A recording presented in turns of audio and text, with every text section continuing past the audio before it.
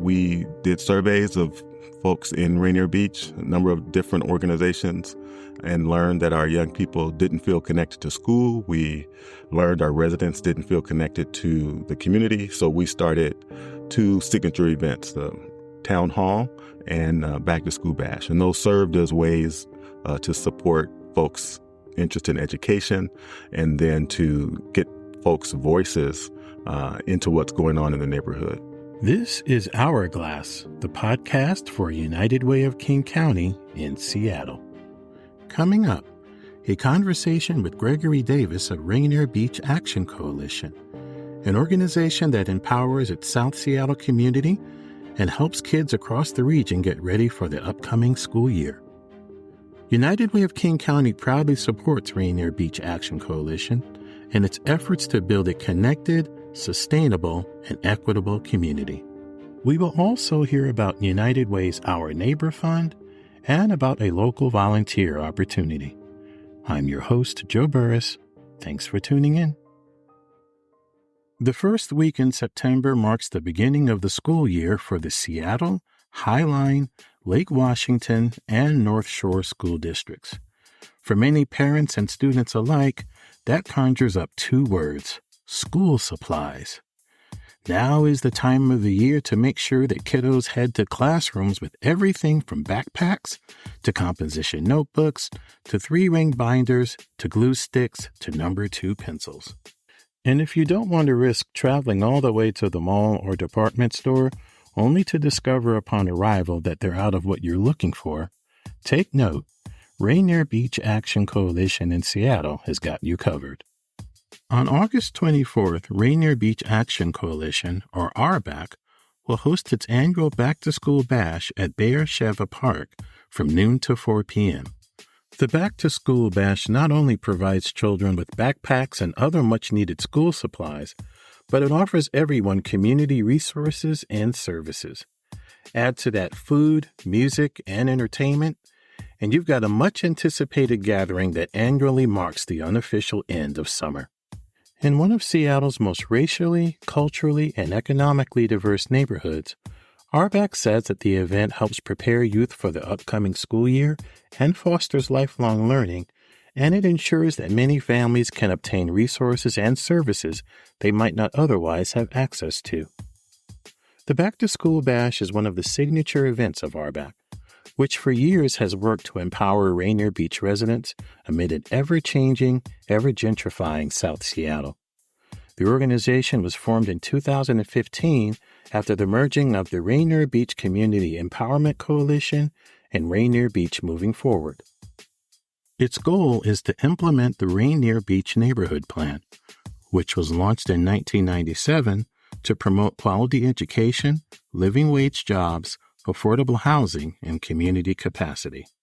Since its founding, RBAC has also launched town hall events, community development projects, food hubs, and farm stands to promote, as its website says, a safe place where people thrive and a neighborhood the world calls home. RBAC is a member of the Black Community Building Collective, a coalition of 14 Black-led organizations brought together by United Way of King County to build relationships, share best practices, and implement strategies with United Way funding to better serve and empower their neighborhoods. Earlier this year, we sat down with Gregory Davis, an RBAC founding member and managing strategist, for a chat about the organization. Here's what he had to say. Well, we naturally stand on the shoulder of a lot of people. One element of it was founded in 2003. It was actually referred to as the Rainier Beach Community Empowerment Coalition.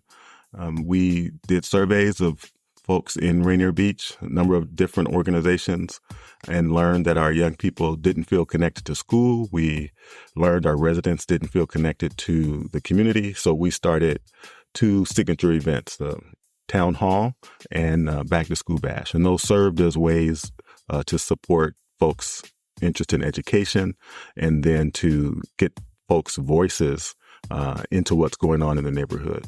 That eventually was merged with an organization named Rainier Beach Moving Forward that was developing the neighborhood plan update in partnership with the city. So we merged and became Rainier Beach Action Coalition. So to this day, our primary thrust is stewarding the Rainier Beach neighborhood plan, hiring folks from the neighborhood to implement the strategies in that plan, and just coined, kind of an interesting term in regard to our organization and what we do. And I've been using the word urban planning learning lab because we're wanting young people to learn the elements of urban planning that include community safety, education, transportation.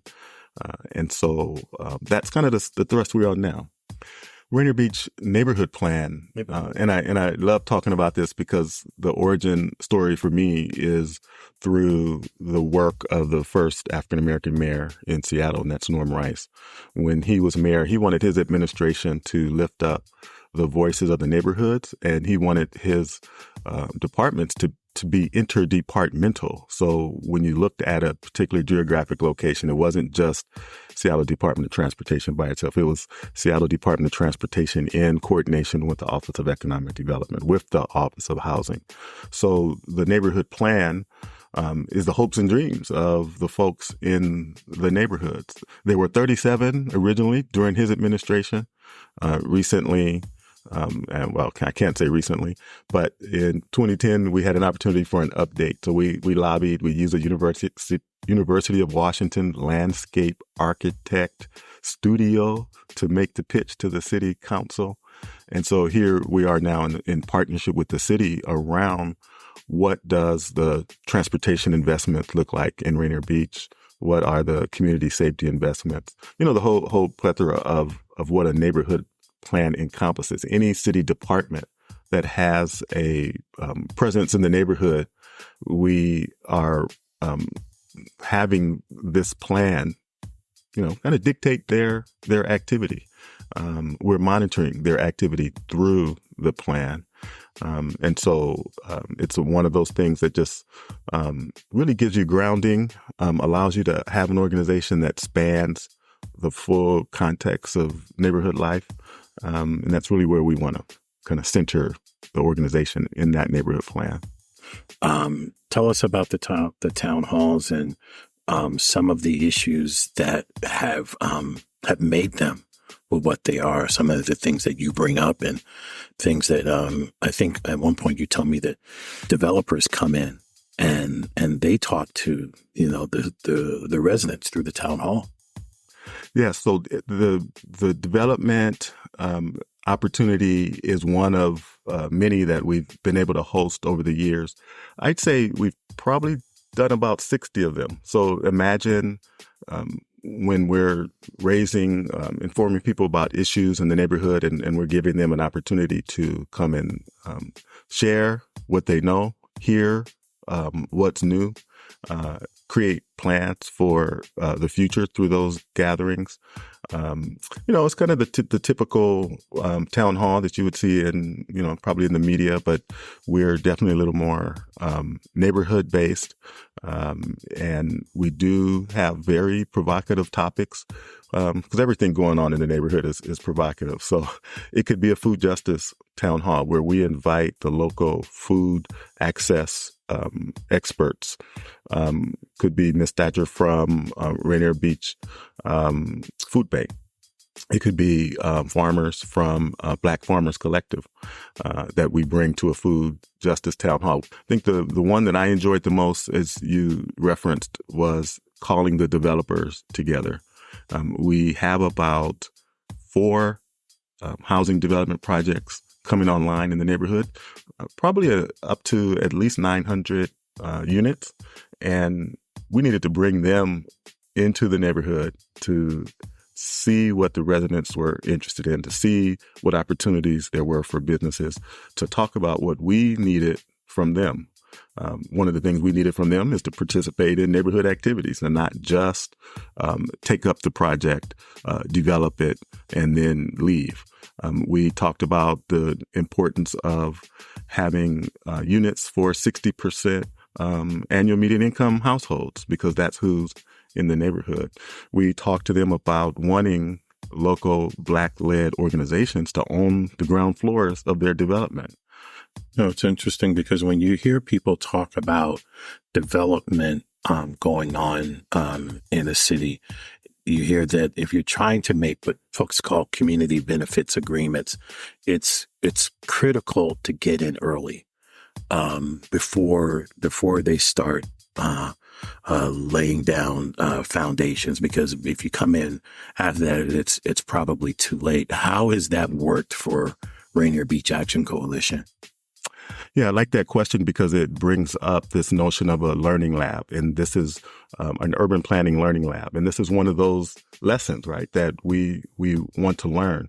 So as sure as we are the stewards of the neighborhood plan, we are, I would say, Wi-Fi wired in to the city's apparatus. So whenever a permit is filed, in the Seattle Department of Construction and Inspections, we should be notified to be able to take witness of that.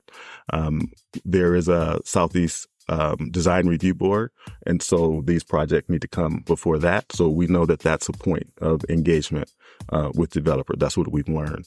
And then push come to shove, a development gets through all of that, not according to our particular interests. We know there's a contract rezone opportunity, and that has to go before the city council. So here we've learned about these 3 touch points, as you say, to get at it early so that the designs and intentions are supporting what's going on in the neighborhood. So imagine a neighborhood with that type of an organization, right? That can be that vanguard, that steward to make sure that the development that happens according to its need. And then we just talk a little bit about the back to school bash. I'll tell the story about one of our current board members who shares the reason she is a board member and has committed to being a board member for life. She was a teenage mom, new to Seattle. The Rainier Beach Back to School Bash was an event that she happened on, and she was able to get school supplies for her son. She was able to get resources. We typically have 20 to 40 resource table there. And she said that was such a pivotal resource at a pivotal point in her time. She remained ever committed to the organization. And she right now is a great entrepreneur, nonprofit leader herself. You all might know her, Monica Matthews. I'll give her a plug with the Life Enrichment Group, with the Queen Care products that she produces. Again, sort of back to the young people. I remember the first time I talked with you and the young people at Rainier Beach Action Coalition were doing some work where they would meet folks who were coming off the buses, off the transit, and walk them home. They were in green spaces, parks, talking with them about safety, talking with them about community. Can you just talk about that? Where did that emerge from? What were the origins of that, and where is that now? We developed a methodology called Youth and Neighborhood Engagement. And we didn't originally design it, but we did develop it to meet the needs of our neighborhood. And so that's part of a effort. It's called community-led non-arrest crime intervention work. And I know that's a very technical term. So we just call it Youth and Neighborhood Engagement. And it's one of the ways that we impact the incidents that create youth crime by really activating spaces and having the young people learn, again, there's that word, how to staff an information table. Young people learning how to survey residents in the neighborhood. And so you mentioned the Rainier Beach Light Rail Station. There's a natural kind of pedestrian corridor there. We have a good number of people from the neighborhood going to and from the light rail, to and from Metro. And so we have our young people there to do litter pickup, beautify the neighborhood. We provide nutrition. And then we have a great program that we call Freedom Net. And that's where we train young people to be citizen journalists. We want them creating content um, changing the narrative about how people perceive what's going on in the neighborhood, particularly seeing young people doing positive things. So that's the favorite name is Corner Greeters. And the favorite name is the Clean Crew. And that's kind of under this banner of youth and neighborhood engagement. Great origin story, though. George Mason University did a study in the city of Seattle where they were looking at the origins of crime, and they were looking at street segments. And so their research led them to learn that 50% of the crimes were coming from 5% of the spaces. So what would happen if you activated those 5%? Would that in turn reduce crime by 50%? And so we took that book, we overlaid it in Rainier Beach. We were able to get a data agreement with George Mason University and Seattle Police Department, learn which street segments in Rainier Beach had the highest incidence. And that's where we deployed our corner greeters, our clean crew. The day of the week was learned, the time of the day was learned, and that's where we activated those spaces. We saw the first year decrease in the incident and then crime of young people by 30%.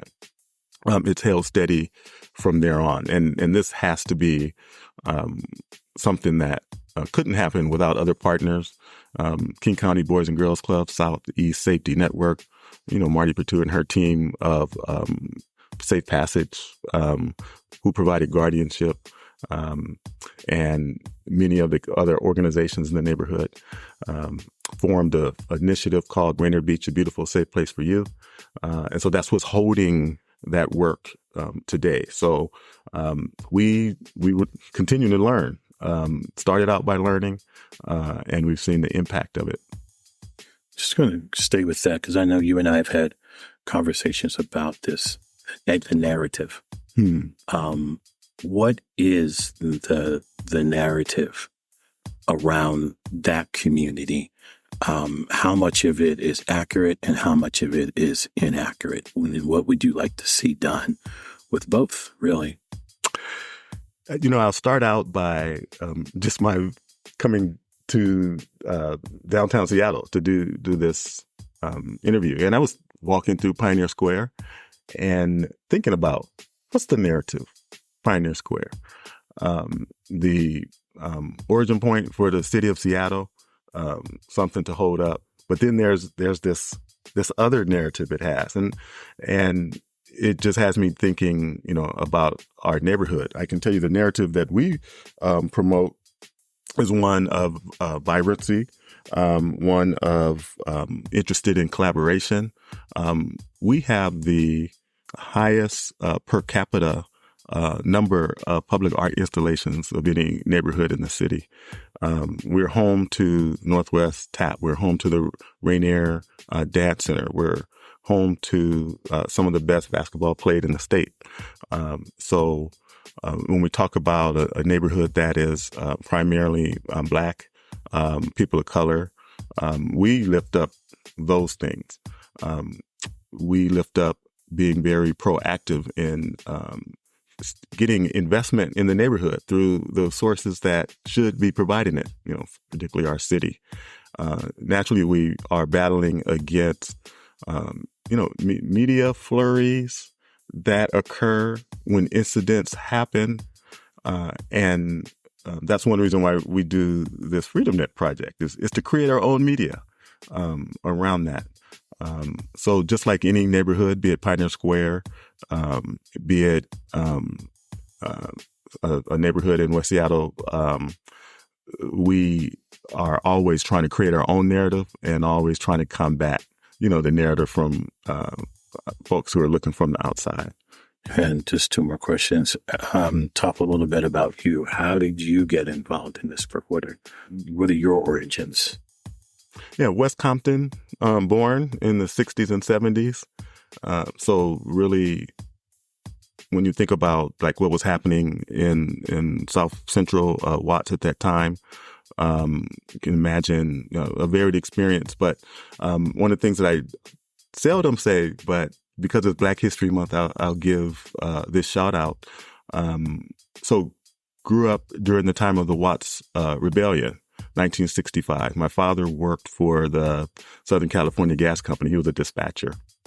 So the rebellion activity took place in 103rd, Central, and that's where the Southern California Gas Company office was, where you paid your bill and all that kind of thing. So after it burned down, they asked my father to be branch manager. So he was the first African-American branch manager in Southern California gas company history. And right now it's called Sempra.